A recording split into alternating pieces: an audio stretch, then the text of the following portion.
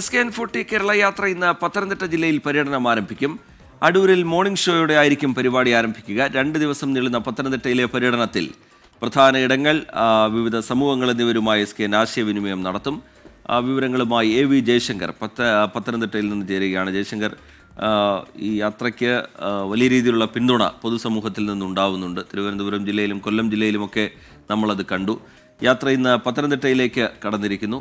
എന്തൊക്കെയാണ് ജില്ലയിൽ ക്രമീകരിച്ചിരിക്കുന്ന 2 ദിവസത്തെ പരിപാടികളുണ്ട്? അതിൽ ഇന്നത്തെ പരിപാടികൾ എങ്ങനെയാണ് ക്രമീകരിക്കുന്നത്? യാത്ര എവിടെയൊക്കെയാണ് എത്തുക, ജയശങ്കർ?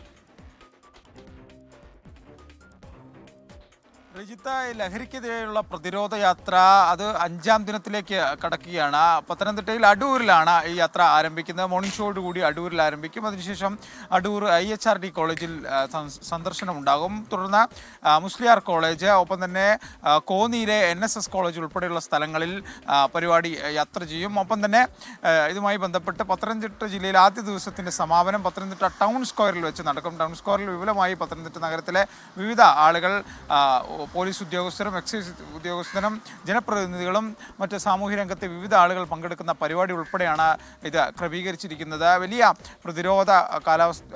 പ്രതികൂല കാലാവസ്ഥയൊക്കെ അതിജീവിച്ചുകൊണ്ടാണ് ആളുകൾ ഇത്തരത്തിൽ നമ്മുടെ ലഹരി വിരുദ്ധ യാത്രയുടെ ഭാഗമാവുന്നത്. അതിനോട് ഐക്യദാർഢ്യം പ്രഖ്യാപിക്കുന്നതിലും വലിയൊരു ജനപിന്തുണ കൊല്ലം, തിരുവനന്തപുരം ജില്ലകളിൽ ലഭിച്ചതുപോലെ തന്നെ പത്തനംതിട്ടയിലും ഉണ്ടാകുമെന്നാണ് പ്രതീക്ഷ. എന്തായാലും 7 മണിക്ക് തന്നെ അടൂരിൽ നിന്ന് കൃത്യമായി മോർണിംഗ് ഷോയോടുകൂടി SKN യാത്ര ആരംഭിക്കും. റിജിത്ത്.